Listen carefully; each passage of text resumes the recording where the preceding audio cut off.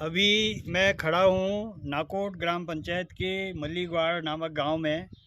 इस गांव की स्थिति को देखते हुए मैं ये बात कहना चाहता हूँ कि भारतवर्ष में भारत के आज़ाद होने के बाद 1950 में ज़मींदारी उन्मूलन कानून लागू हो गया, जिसके तहत ज़मींदारों के नाम से ज़मीन जो थी उनकी जगह जो किसान उन पर काबिज थे, जो किसान उनमें काश्तकारी कर रहे थे, उनके नाम वो ज़मीन भारत सरकार द्वारा कर दी गई।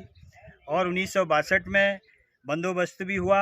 उसके तहत भी जो ग्रामीणों के किसानों के कब्जे में जो ज़मीन थी वो उनके नाम होगी। लेकिन मल्लीगवाड़ नाम का ये गांव भारतवर्ष के नक्शे में एक अजीब विडंबना है, जो धौलादेवी विकास खंड के ग्राम पंचायत नाकोट के अंतर्गत आता है, जनपद अल्मोड़ा के अंतर्गत।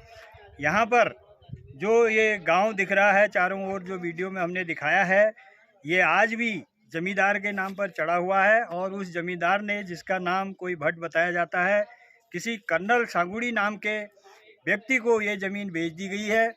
और वो कर्नल सांगुड़ी बार बार गांव वालों को आकर के धमका रहा है और ज़मीन को खाली करने के लिए निर्देशित दबाव बना रहा है तरह तरह से।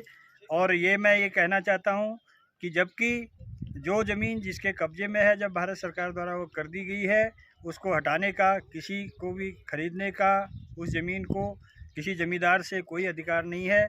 और इसलिए इस पर भारत सरकार तथा राज्य सरकार शीघ्र कार्रवाई करते हुए ये जो अवैध खरीद बिक्री मल्लीगवाड़ के गांव में हुई है, और इस गांव को जनशून्य दिखाते हुए, जबकि इसके चारों ओर पूरी आबादी भरी पड़ी हुई है, और ये गांव अभी रेवेन्यू विलेज भी है, राजस्व गांव भी है। और ये गांव में यहाँ के लोग लगभग 200 साल से यहाँ पर काबिज हैं। यहाँ पर 7 पीढ़ी से ये लोग यहाँ पर काश्तकारी कर रहे हैं।